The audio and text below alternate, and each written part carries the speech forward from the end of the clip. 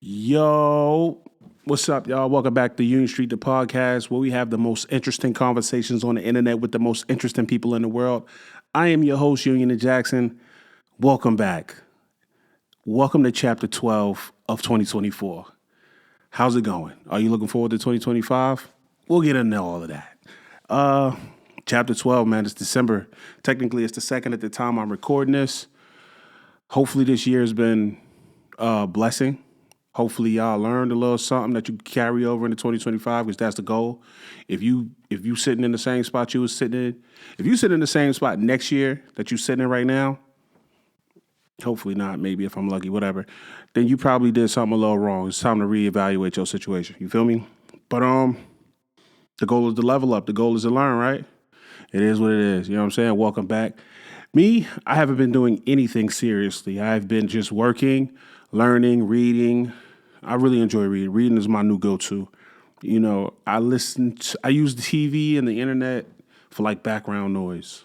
You know what I'm saying? I'm one of them people that need like a little something going on. I'm the type that in order to really get into some shit, I probably need to be sitting out in the park reading or just having shit go on around me. You know what I'm saying? I don't know if that's a good thing or a bad thing. I'm pretty sure in one of those psychological or psychology books, somewhere it's like something that says something about that. It says something about my personality. Yeah, I don't know what else, man. Did I tell y'all why I'm doing this? I don't know. I'm gonna say it again anyway, just in case I didn't. I am flying solo in this episode, right? What that means is like I'm just gonna really focus on the stuff that caught my eye throughout the week, throughout the time between the times that I record. I don't know if this is gonna be the setup for me. You know what I'm saying? I might alternate back and forth between the chairs. Yes, we still are gonna have guests, so don't even start that shit. You know what I'm saying? Yeah, I don't know. I guess I just get right into it, right? Kendrick, shout out to him. He is really showing why he deserved that Super Bowl nod from the powers that be. Crazy, bro. He dropped the album recently. GNX just randomly dropped it like in the middle of the afternoon one day and sent the internet, Twitter, X, whatever you want to call it, and Instagram, sent them just damn, I just had a stroke. Sent us into hysterics. You know what I'm saying? That boy been killing, man. He been firing on all cylinders and fucking killing it for real. Track, as far as the tracks go, I like it. At first it threw me for a loop. Even though I'm a Kendrick fan myself, it still kind of threw me for a loop because I was like, once the little I don't want to say Mexican, little Spanish lady started singing in like Spanish or whatever that was, that kind of threw me off. I'm like, what is this guy doing? You know what I'm saying? But overall, fantastic album. I really enjoyed it, even though it's like super duper West Coasty, and I'm not really a big hyphy guy. Hyphy is cool in small doses, but in the doses that he you know what I'm saying, in the doses that he provided, like I think I could deal with it. You know what I'm saying? It's a fire album. I like the flips and the beat flips that he used. The SWV joint, fire. I like the one mic, that was fire. I like the Pac joint he redid. That was also very much fire. The Heart Part 6. The Heart Part 6, that was fire. I really enjoyed that. I'm hearing stuff. I'm sorry, y'all, if I'm looking all over the place. And plus, my board is to the left of the left of the right, your right, my left of the cameras. Yeah, the Heart Part 6 went really crazy.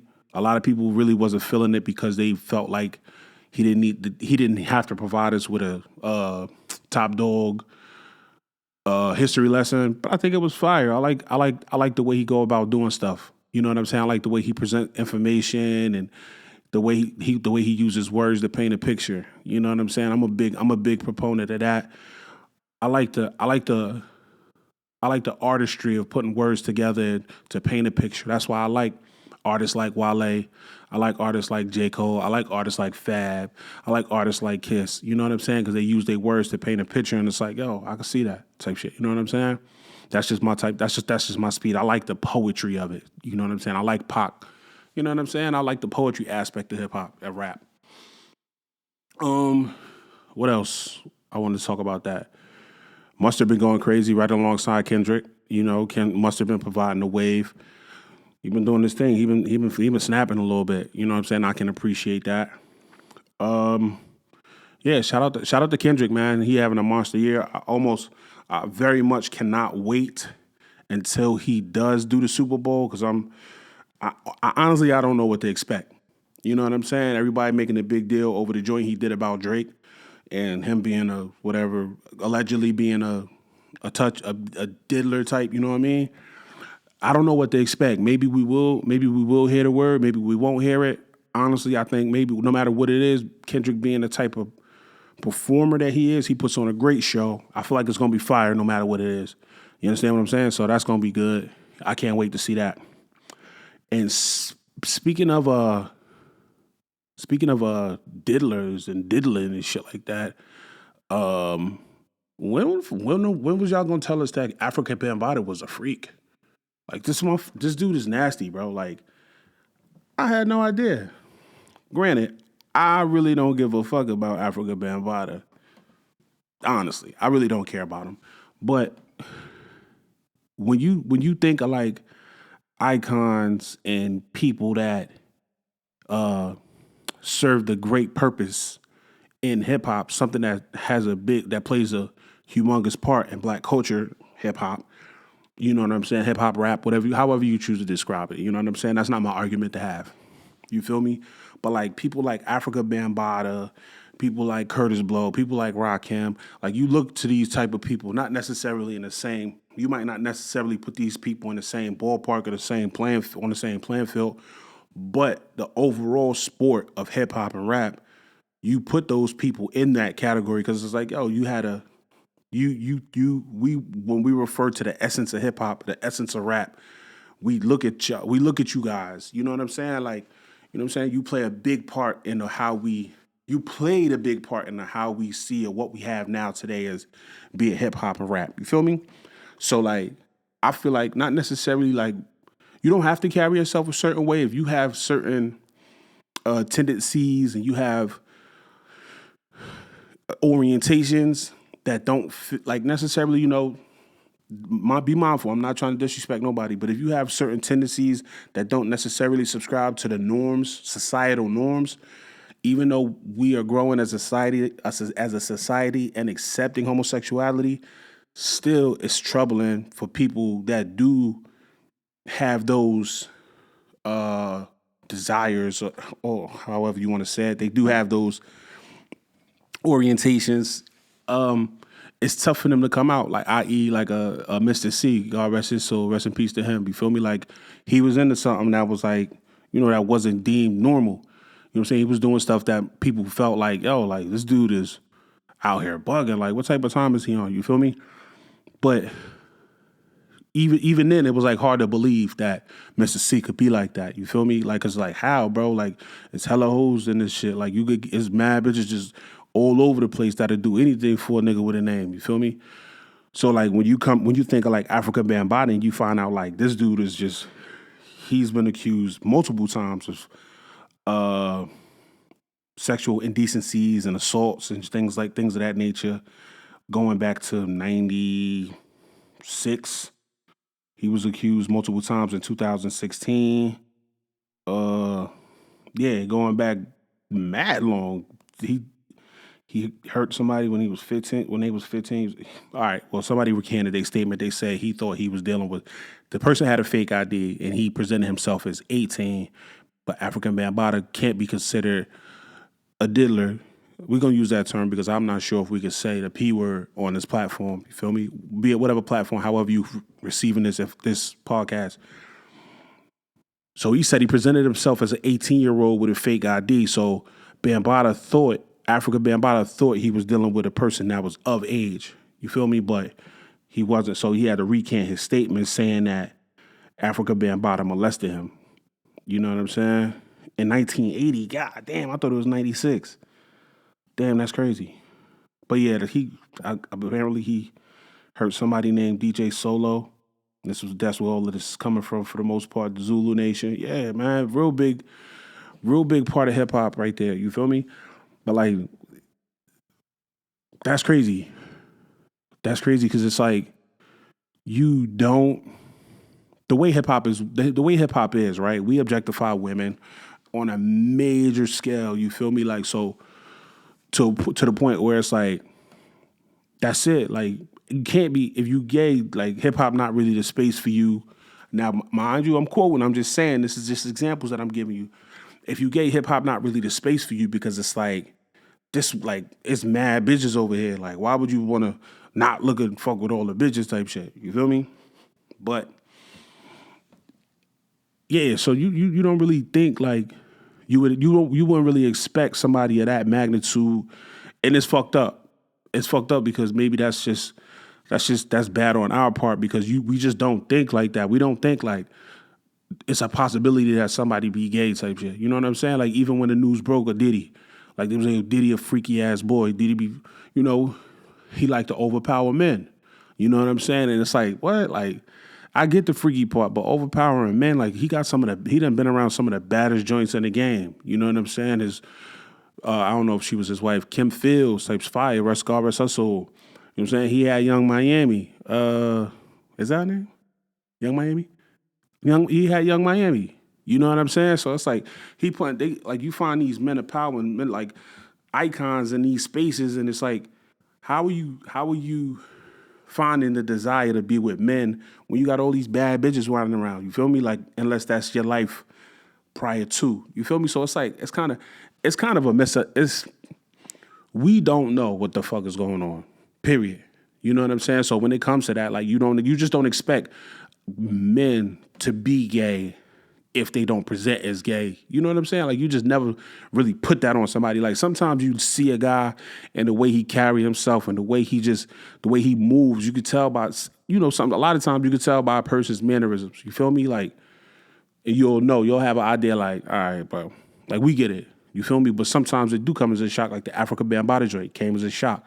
The Diddy joint is freaky and it's like you hear all the stories about him, but it kind of really came as a shock. It's like, yo, like dog, at the end of the day, people say stuff, people make their jokes, but to actually find out like these men is fucking with dudes, and the Afrika Bambaataa situation is different from the Diddy situation because we don't know. I don't know for sure if Diddy actually fondled young boys.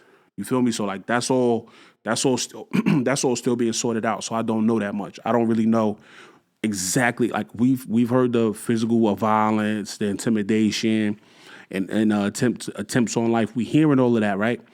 But nobody is like we don't have the facts right now. So we still getting the facts in real time. You know what I'm saying? That's why he was just denied bail because we still receiving the facts. You feel me? But the Afrika Bambaataa joint, like to find out you were accused of abusing multiple young boys. That's crazy, bro. And you know what make me think about it? Like the Afrika Bambaataa situation, and now to include the Diddy situation, that's really an epidemic in hip hop now, type shit. You know what I'm saying? Like every time, it seems like the more time passes, you turn around and you hear about these guys and these men that have the desire to be with men. And I think that's crazy. I don't ever want it to come to a space or a place to where it's like we start to feel like and think that shit go hand in hand because that's not fair to niggas that's not like that. You feel me? Like that's not fair to. I'm not even gonna say no names, but that's not fair to dudes that we really respect and dudes that we really look up to and we really like. I don't mean this. I just want to use this word as an example that we idolize. You know what I'm saying? Like not necessarily that we hold these guys in that much of a higher regard than anybody else, but like people that have done the work and they're of respectable character. So you just regard them a certain way. You know what I'm saying? So that's why I use the word idolize. And for you to find out, if you was to ever find out like a guy like that you really really revere in the hip hop space, and you've danced to his music, their music has affected your life in a way like Diddy's music, the music that he produced and the music that he had a hand in. To find out those guys have those tendencies, now it's hard, it's wrong, but you do still look at it a certain way. You feel me? Like no matter what, because it's like even Luther. Take Luther Vandross for example. Like the conversation goes, Luther's gay. Some of the people say like, yo, no matter what Luther's tendencies was outside the booth, he still made good music. And then, some guys would be like, yo, but who was he singing to? You feel me? So like you singing those songs like, if this world were mine. And it's like, damn. All right, nigga. You know what I'm saying? So that's tough. You know what I'm saying? It sucks because like you don't want to think like that, but just regular niggas, you do. You have a time where you be like, damn, how is this nigga like that type shit? You know what I'm saying? Like, I give you a good example. The nigga Sam Smith. I think the boy fire. Sam Smith put that shit out. You feel me? Like, motherfucker saying, I'm too good at goodbyes. You know what I'm saying? Lay with me and all that other shit. Like, I think them shits was tough. Now to find out he might have been singing to a dude, it don't affect how much I like the song, but it's like, I might not be as motivated to play it. You feel me? Like in certain situations, in certain settings type shit. You know what I'm saying? I'll still listen to it. Guilty pleasure. You know what I'm saying? The boy make good music.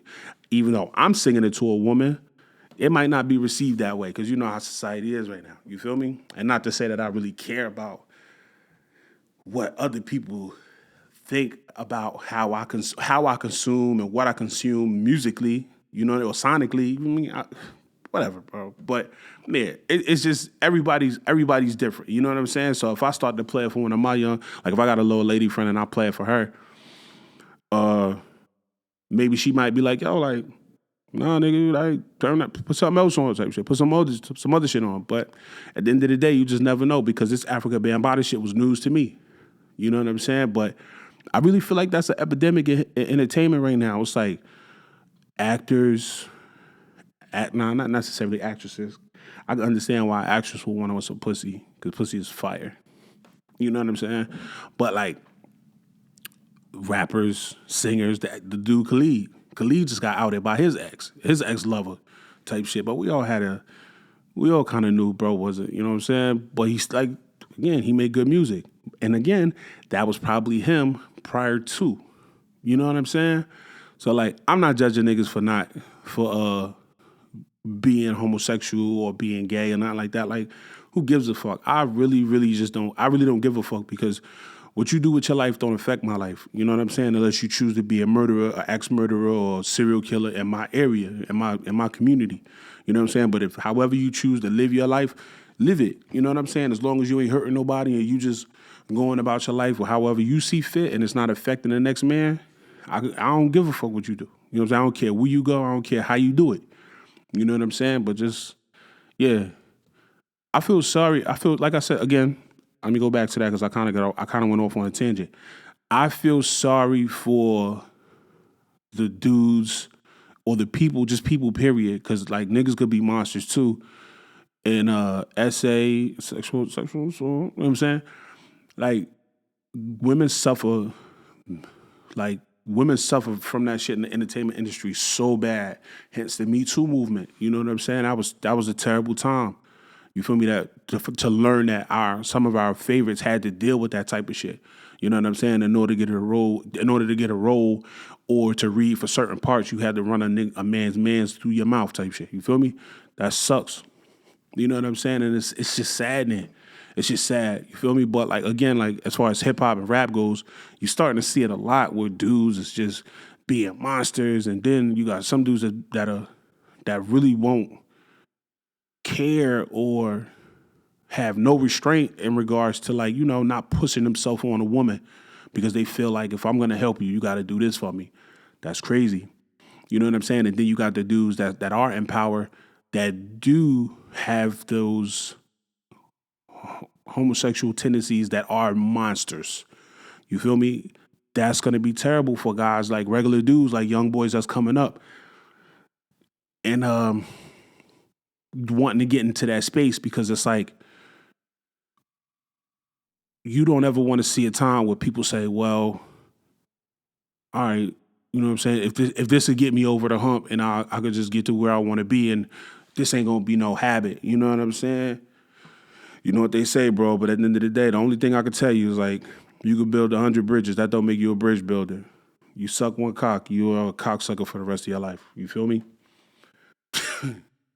That's all I have to say about that, in the words of Forrest Gump. Yeah, that's crazy. It just make me nervous. I just pray that none of my kids want to be entertainers and they could potentially get taken advantage of by a man or a person in power because women could be monsters too. You know what I'm saying? I don't want that for nobody. I don't want any man, woman, or boy or girl to have to experience or be placed under the thumb of anybody in power and be taken advantage of sexually because this person is in a position to either make or break your career. You know what I'm saying? But yeah, man, I don't know. I would say pray for Afrika Bambaataa, but no, we don't pray for niggas like y'all. We ain't praying for Diddy either. It sucks. It sucks that we can't. You feel me? At the end of the day, let's just pray for healing for everybody around the world because, like, Afrika Bambaataa and Diddy, like, all these niggas that's around here doing all this monstrous shit. What's boy name? Kevin Spacey. You know what I'm saying? Forcing yourself on men type shit. You know what I'm saying? Like, just pulling your dick out in places where your dick not supposed to be out. Or it wasn't invited out type shit. That's crazy. Just don't do that. We ain't praying for y'all niggas, but we are praying for healing around the world.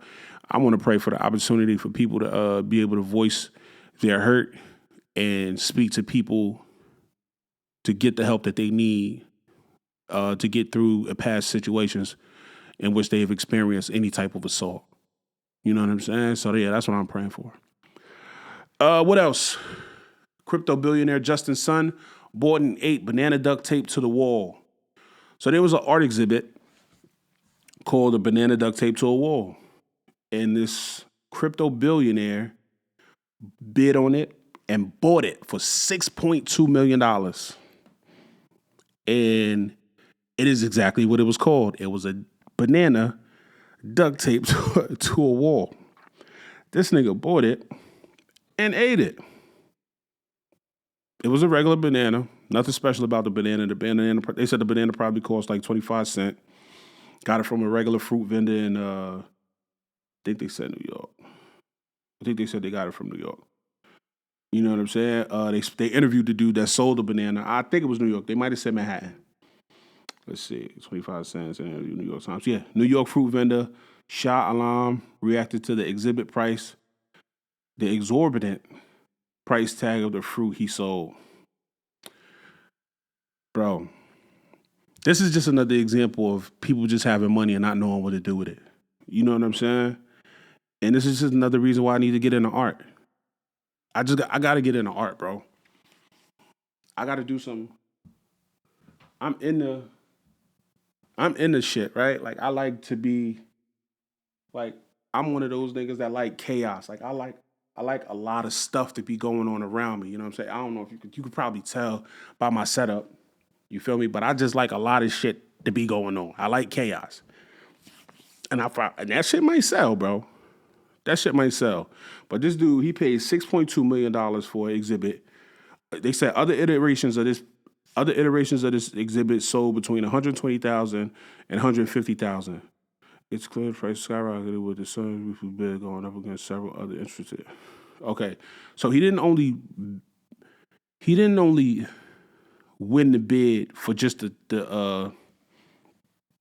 didn't only win the bid for the banana duct tape to the wall. He owns everything like that now. Like, so if you ever wanted to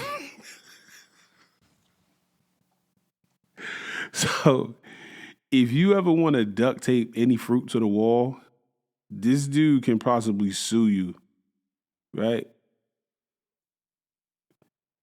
All right, it says right here.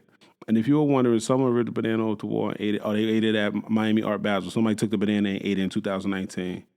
However, that doesn't mean 120 down the drain. Piece worth complete concept. The piece worth is in the concept, not the physical work, according to the artist. The buyers all received a certificate proving they owned it. So yeah, he owns everything. Like, if you want to do anything in that realm of duct taping fruit to a wall, you got to either you got to run it by him, get his permission, or don't do it. Find something else to do with fruit. Staple it to the wall or some shit like crazy glue it to the wall. Floating banana. You know what I'm saying? I don't know, bro. But yeah, Justin Sun, crypto billionaire, eats viral $6.2 million banana art. I mean, if you got the bread to do it, do it. Like if money is no object, then by all means, I wouldn't do it. You feel me? So I ain't paying $6.2 million for shit unless it's a house for my family. Like if I could get my crib renovated and if whatever reason it costs $6.2 million, all right then. You get me? That's crazy though. That's just another example of motherfuckers that got hella bread, and there's really like nothing to do no more. Everybody done did everything. Like you got all the cars, you got all the houses. You know what I'm saying? And if you rich in crypto, like you might not be rich forever type shit. So you got to find some other shit to get into. You got to own some type of, you got to own property. You got to own some intellectual shit type shit, intellectual property or whatever, however the fuck they said. But like you got to own entities and catalogs and things that's gonna continue to grow. You know what I'm saying? Fight grow money like that's gonna appreciate. You know what I'm saying? I guess. And they say art is one of them things. You know what I'm saying? Whereas they say took a $25 banana, some duct tape, and a canvas and duct tape the banana to the wall, boom, art. You can't really put a specific price tag on art because it's like, who are you to say what the fuck this is worth to me? You know what I'm saying? So somebody could take the O'Leary's joint I got on the wall and say, that's art, boy. And they'll say, I'll give you $30 million for it. And I'm gonna say yes. Take it, please. I just go back to O'Leary's on Garfield in Jersey City. What's the address? I don't know. It's on Claremont Garfield in Jersey City, but I'll go back to them and get another box and hang it right back up. And hopefully I don't get in trouble because I sold this box, the top of this box, for $30 million. But we'll see. Whatever. Yeah, that nigga bought it. $6.2 million for a banana duct tape to the wall, and he ate it. Fuck it. What else? Politics and friendship. Is it worth it? I think I want to skip that. This is a question that I want to ask people. I want to ask people that are fairly successful when it comes to anything. Skunk just sprayed outside my house. Yeah, it's coming in. I can smell it. Yeah, this is a question I don't want to ask people that I find to be fairly successful, or just people that just have something going on, people that have motion. You feel me? Because sometimes if you ain't really got shit going on, it's hard to find good friends and maintain friendships. But now when you consider the fact that you might have a little bit of motion or something going on, you feel me? Like this podcast is gradually picking up steam. You know what I'm saying? And it's working. It's starting to work. And, you know, people are starting to call me. People starting to reach out to me. And I appreciate it. You know what I'm saying? In that, it's hard because like people expect me to be somewhere and to be a certain way for them because we are friends. And that's a lot for me because I am in the process of trying to grow this and make this make Union Street a household name, make Union Street a brand, make Union Street a thing that people refer to when it comes to, you know, conversations and people come and thoughts and ideas. They refer to me for their thoughts, ideas, and conversation topics and things of that nature. You know what I'm saying? So that's a question I'm gonna say. I'm not really gonna speak on that. I'm gonna say the politics of friendship, is it worth it? A lot of times it's not, because friendships is just one of those things that I feel is ruining society. You know what I'm saying? It already ruined professional basketball. You know what I'm saying? Not to say that having friends and having friendships is the worst thing in the world. It's not the worst thing in the world. It's a great thing. You want to have friends and people that you can depend on and lean on.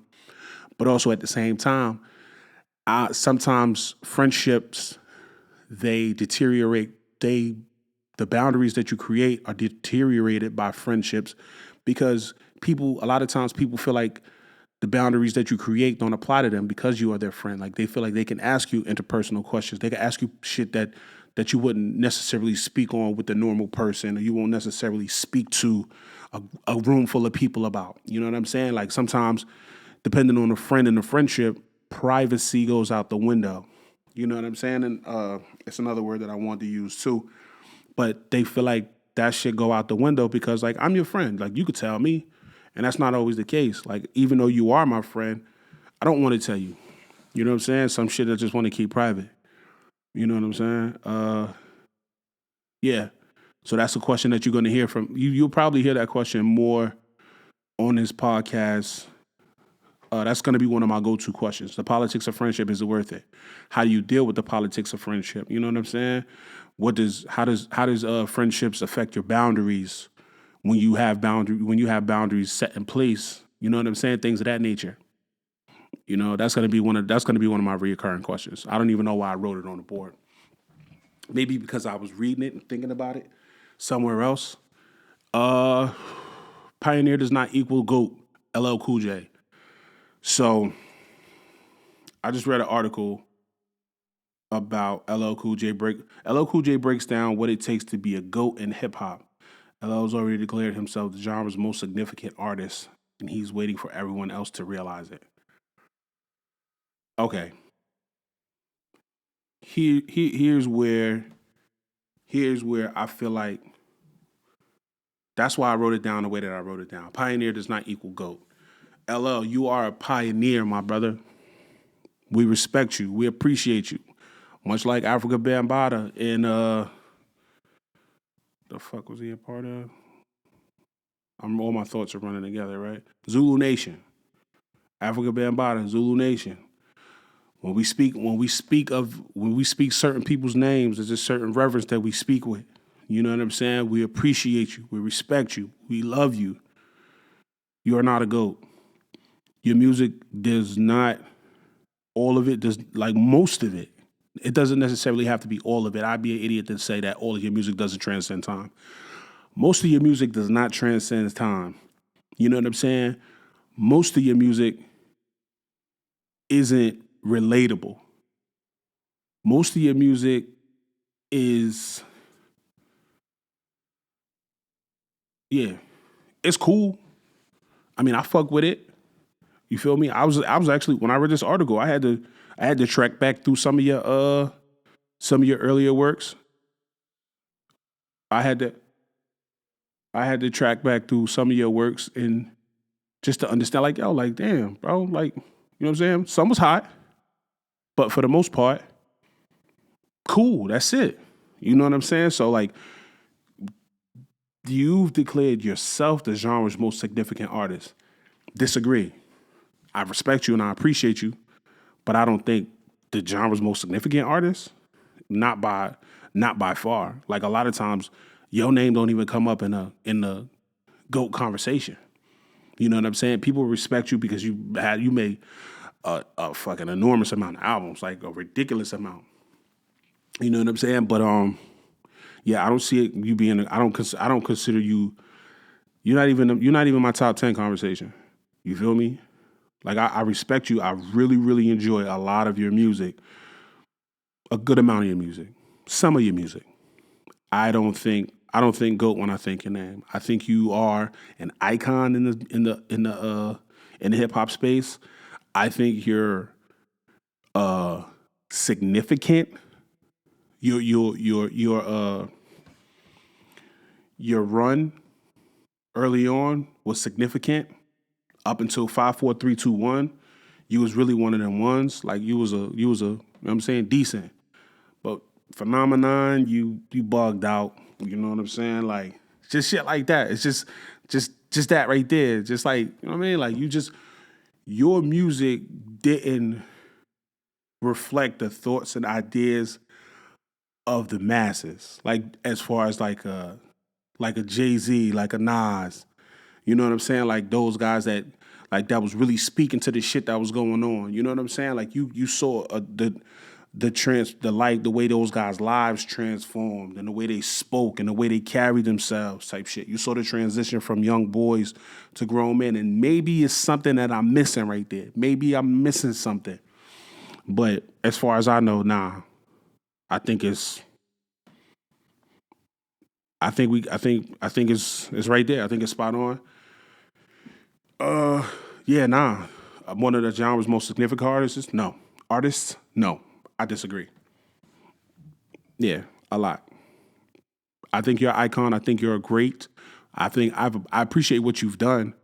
You're not in a GOAT conversation. I don't think you're the genre's most significant artist buff at all. I could name 10 other people that's more significant in this hip hop space than you are. But thank you though. Thank you for everything you've done.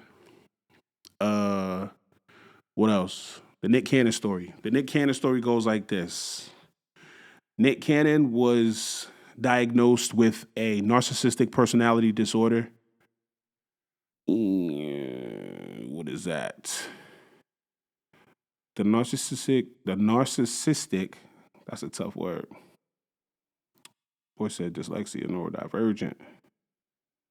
Okay, so the narcissistic personality disorder is characterized by impulsivity, volatility, attention seeking, and lack of empathy. I think if you went through the streets of any hood or you just rode down the streets and spoke to any black boy, many black boys, you would be able to diagnose a vast majority of us with narcissistic personality disorder if this is the criteria. You know what I'm saying? Because a lot of times impulsivity is we are as young boys and young men growing up in the hood environment, in the inner cities, or just any environment where you have to learn fast and fend for yourself. You have to pretty much jump off the porch early on. You have to be reactive. You know what I'm saying? You either gonna get got or you're gonna get or get got. You know what I'm saying? So a lot of times that's viewed as impulsivity. But we really don't be having a choice. Volatility, you know what I'm saying? That just comes from our inability to process our emotions a lot of times because, like, you might see us as volatile, but, like, we don't get the opportunity to be sad, or we don't process sadness the way that everybody else processes sadness.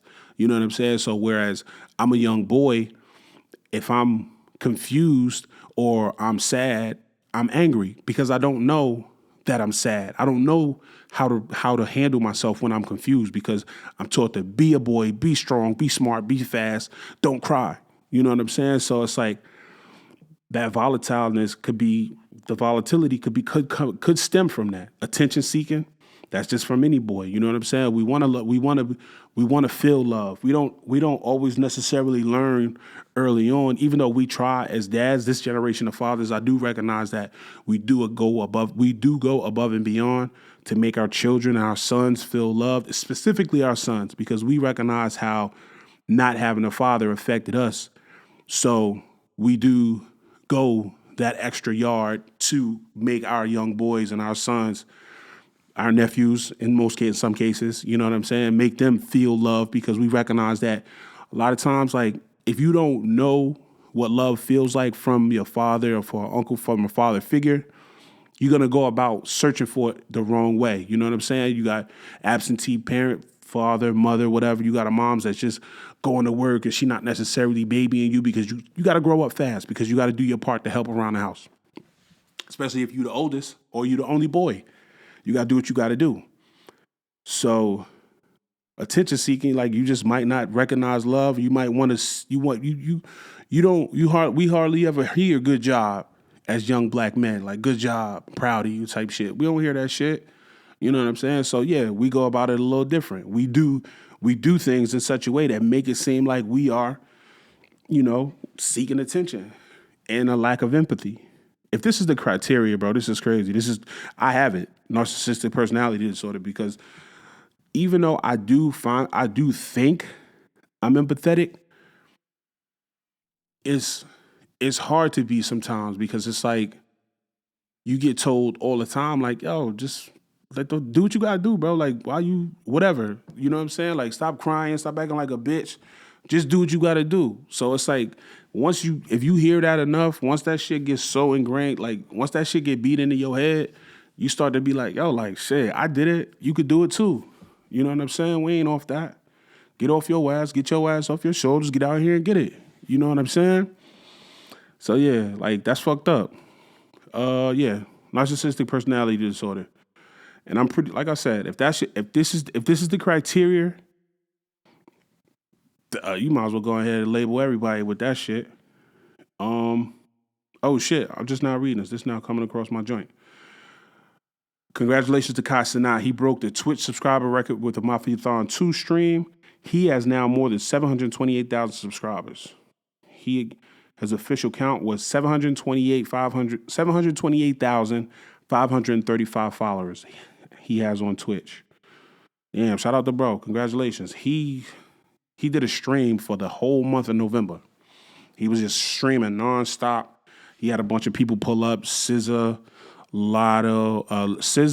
Lizzo, Kevin Hart, Kyrie Irving, Drewski. He had a magician pull up. He had the Adams. He had the Adams family pull up. He had a bunch of people pull up. I mean, the shit was lit. I didn't tune into the stream, but I keep hearing good things about it. I'm seeing little clips of the Drewski and Kevin Hart part.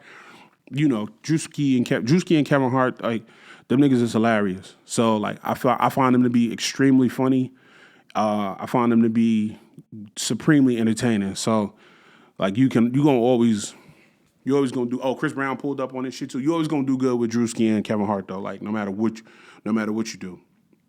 You know what I'm saying? You get them two niggas in the room, and the young boy Kai. You got comedic gold. You know what I'm saying? It's always gonna be something to happen. Something funny. It's gonna be somewhat supremely entertaining. Yeah, shout out to Kai anyway. What else? I don't know. I wrote down, what does a publicist do? I don't know what a publicist does. That's a good question. If I had to guess, I don't know. To not sound like an idiot, I don't know what a publicist does. I'm gonna definitely look into it. I'll look into it right now. Let's see. What does a publicist do? Google the word publicist.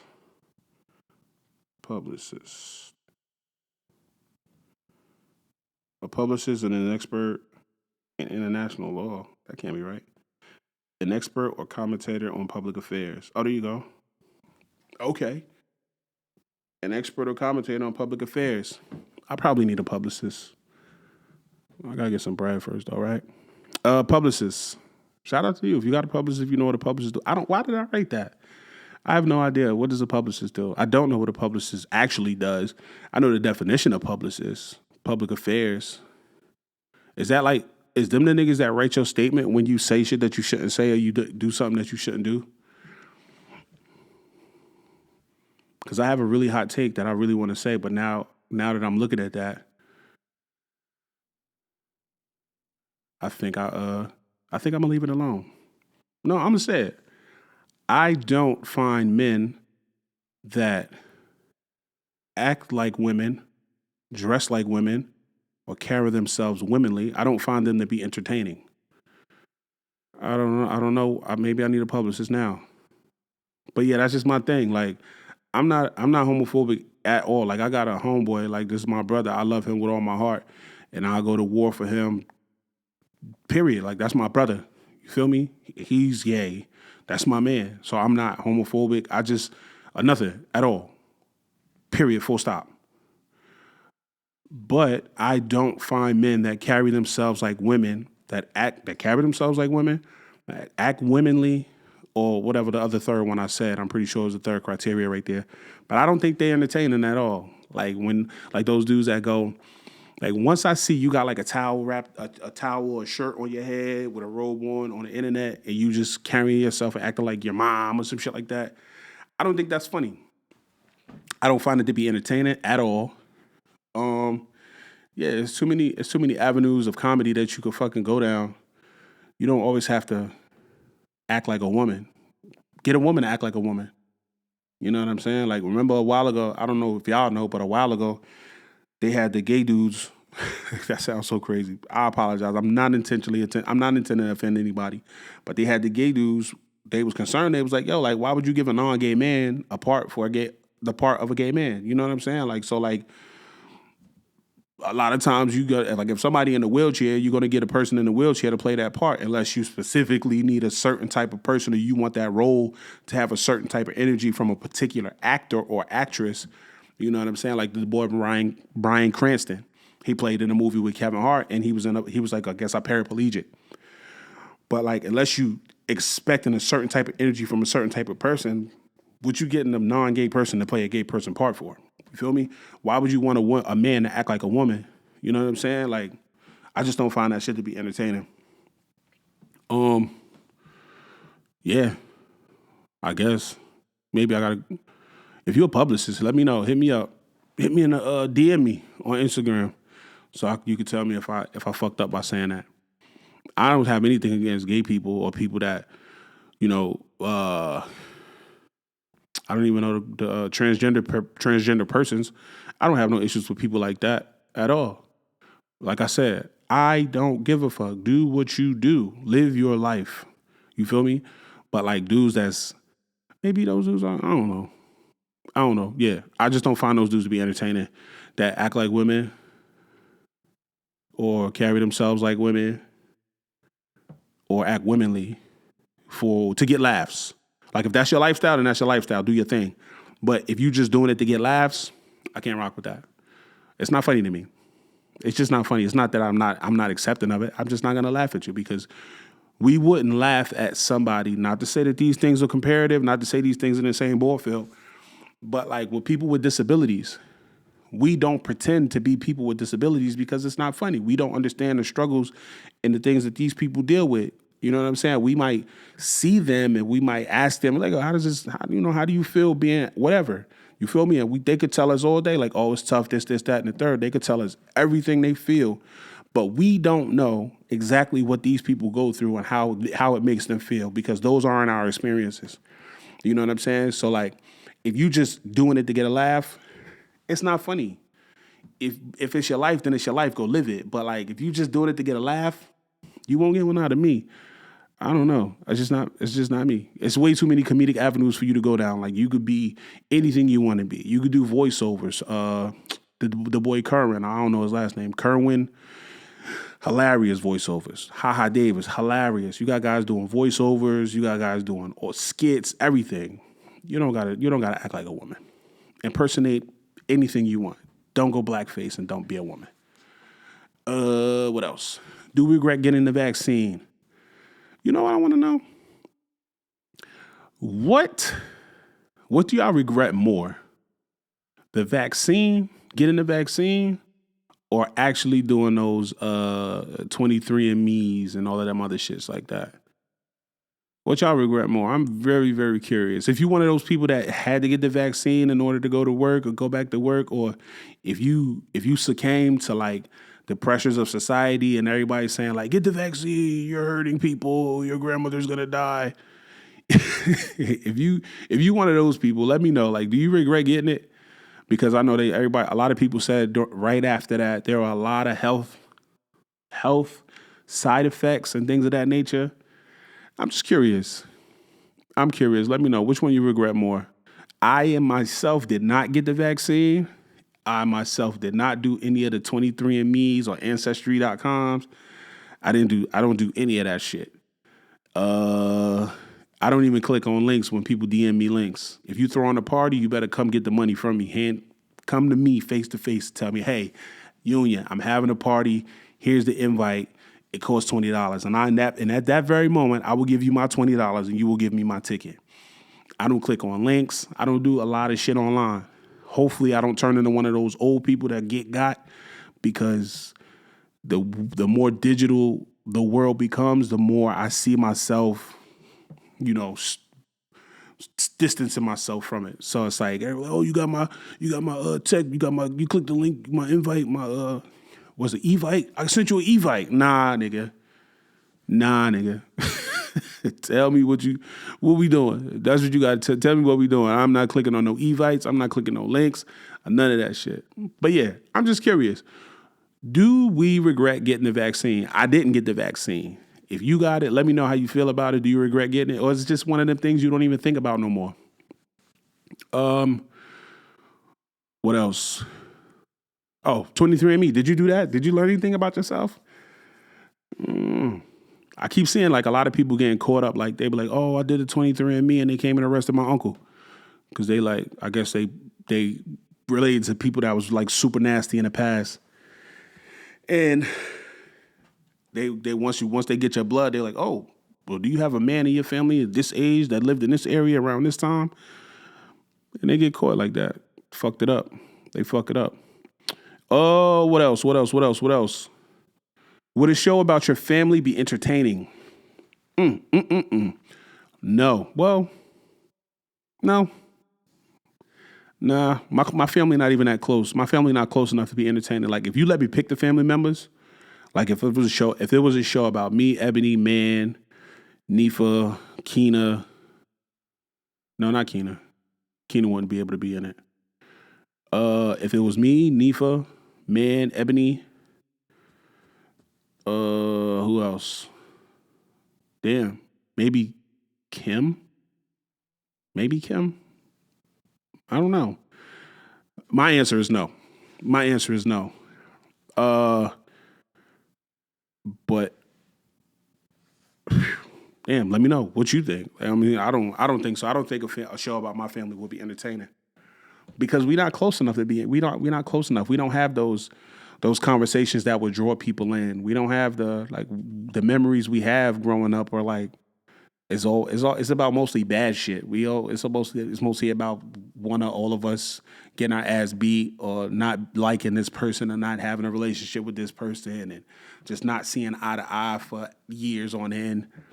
So yeah, I'm gonna have to say no. In my personal opinion, of show about my family would not be entertaining. And that's it. I think that's it. Yeah, that's everything. Happy December, Kendrick's album, Chapter 12 of 2024, Afrika Bambaataa, Crypto Billionaire Politics, Pioneer does not equal GOAT, Nick Cannon, what does a publicist do? I don't know. Do we regret getting the vaccines? I'm pretty sure a lot of y'all do. Those of y'all that think about it, just like, damn, they really put that shit in me. Would a show about your family be entertaining? For my Instagram, I got to repeat that question again because I'm going to use that as a clip. Would a show, like a TV show, like think Keeping Up with the Kardashians, would a show like that about your family be entertaining? Let me know. All right. So, yeah, just when you think about it like that was a close knit family of all. No, they had a brother, right? It was a boy. It was a boy in there somewhere. I don't know if it was the father, it was a boy turned to the girl, some shit like that. Anyway, like thinking about a show like that, they was a tight knit family. Gained some fame and stardom due to their relationships and the connections that they had over out there in California. They would probably fared a lot better than I would have, or my family would have, as far as entertainment value goes. Because I don't know. I think my sister and my cousin, man, I think we're the funniest members of the family.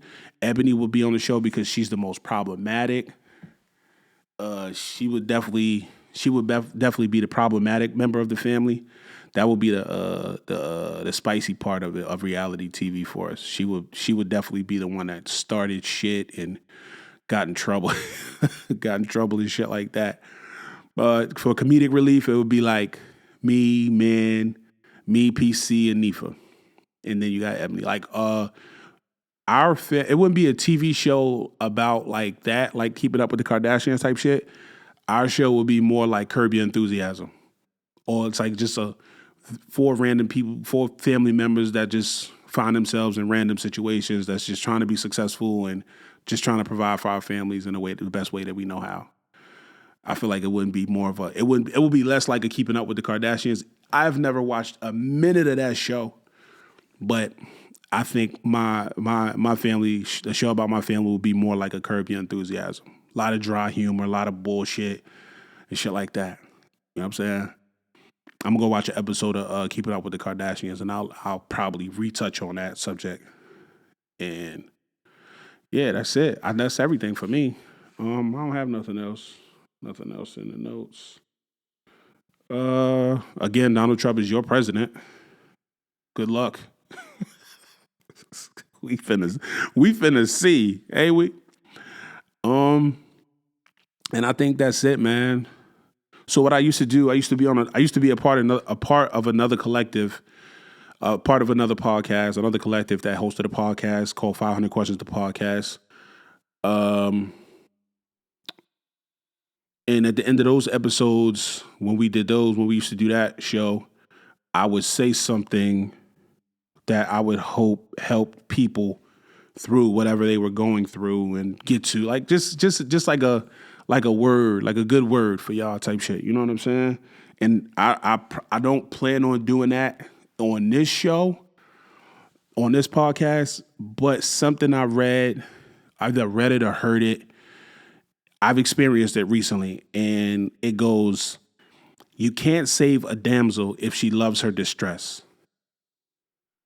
And what that means to me is that if you can't help somebody that doesn't want to be helped, one, you can't help someone that sees a benefit to the things that they're going through. Like if I see things in a way that like, yo, like you probably shouldn't experience this, you shouldn't be going through this, like whatever. If I think I know better for you than you are currently experiencing and you don't agree, then at the end of the day is no longer my business.